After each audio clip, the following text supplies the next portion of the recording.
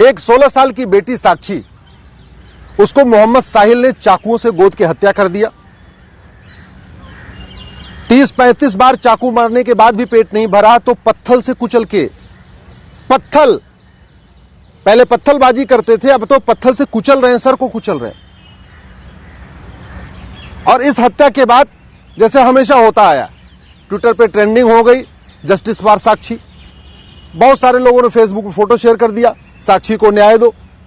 Candle march हो गया, साक्षी के हत्यारों को फांसी दो। नेताओं के भी बयान आ गए, बहुत सारे अपने आप को जो हिंदू हितैषी कहते हैं वो भी अपने बयान दे रहे हैं। और हमेशा ऐसा होता है, पिछले 75 साल में ही हो रहा है। हत्या होती है, कैंडल मार्च होता है, बयान आता है, निंदा होती है, तू मैं होगा, आरोप प्रत्यारोप होगा, नूरा कुश्ती होगी, लेकिन जो काम करना चाहिए वो काम नहीं होता।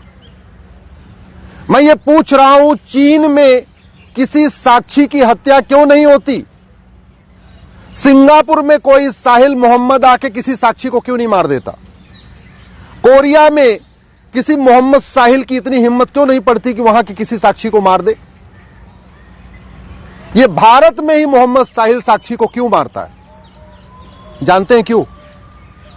क्योंकि हमारा कानून घटिया है, हमारी शिक्षा व्यवस्था घटिया है। जब तक यह अल्पसंख्यक बहुसंख्यक का खेल खत्म नहीं होगा, तब तक मोहम्मद साहिल साक्षी को मारता रहेगा। जब तक इस देश में ये मदरसा मिशनरी स्कूल बंद नहीं होंगे और समान शिक्षा लागू नहीं होगी, तब तक मोहम्मद साहिल साक्षी को मारता रहेगा। जब तक इस देश में सारे पर्सनल लॉ खत्म नहीं होंगे, सबके लिए एक समान नागरिक संहिता नहीं बनेगी, तब तक कोई न कोई एक मोहम्मद साहिल किसी एक साक्षी को मारता रहेगा।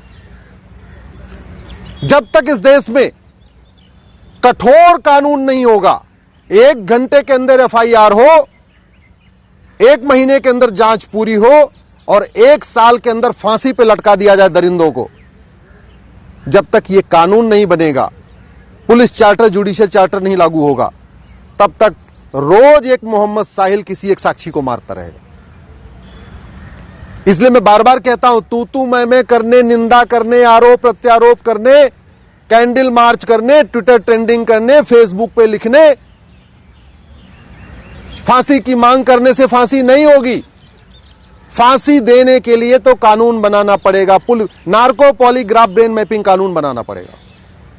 अब उससे पुलिस पूछताछ कर रही, चलती रहेगी पूछताछ, गवाहों के बयान होते रहेंगे, इधर जिरा होगी, उधर जिरा होगी, यही चलेगा। फांसी नहीं होगी। आज तक फांसी हुई किसको? कमलेश तिवारी के हत्यारों को फांसी हो गई क्या?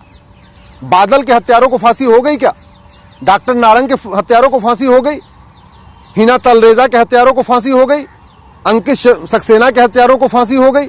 कितने हत्यारों को फांसी हुई? इसके बावजूद फांसी मांग करते रहते।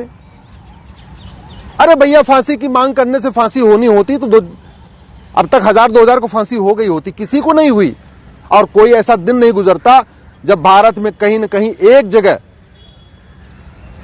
किसी न किसी साक्षी को या तो लफ्ज़हात में नहीं फंसा लिया जाता, और नहीं अगर फंसती है तो मार नहीं दिया जाता।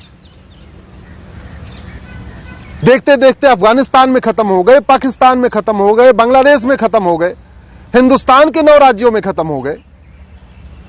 भारत के 200 जिलों से पलायन हो रहा है। इसके बावजूद भी अभी जो काम होना चाहिए उसकी मांग करते ही नहीं। टीवी में डिबेट होती है, लेकिन जिहाद का समाधान क्या, उस पर चर्चा नहीं होती। पुलिस रिफॉर्म, जुडिशियल रिफॉर्म करना पड़ेगा जिहाद को रोकना है तो। ये जो विशेष कानून, विशेष दर्जा, विशेष योजना, विशेष जो स्पेशल स्टेटस है, इसको खत्म करना पड़ेगा। ये अल्पसंख्यक बहुसंख्यक का कॉन्सेप्ट खत्म करना पड़ेगा, माइनॉरिटी मेजॉरिटी का कॉन्सेप्ट खत्म करना पड़ेगा। मदरसा मिशनरी स्कूल बंद करना पड़ेगा, गुरुकुल शिक्षा लागू करनी पड़ेगी, वैदिक शिक्षा लागू करनी पड़ेगी, जिससे क्या खाना है, क्या नहीं खाना, क्या पढ़ना, क्या नहीं पढ़ना, क्या देखना, क्या नहीं देखना, क्या सुनना है, क्या नहीं सुनना, इस चीज का भाव बच्चे में बचपन में डालना पड़ेगा।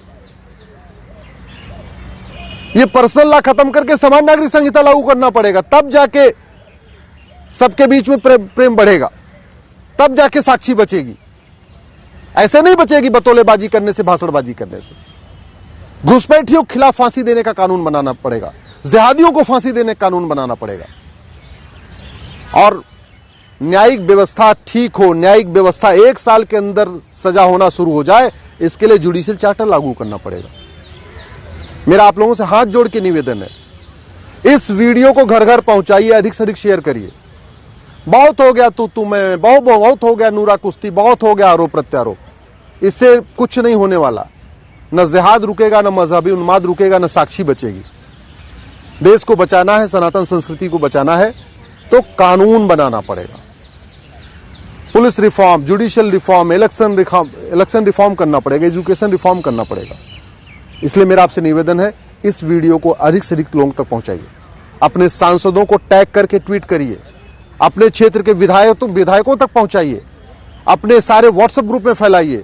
लोगों को पता चलना चाहिए कि समाधान कानून बदलना ही है।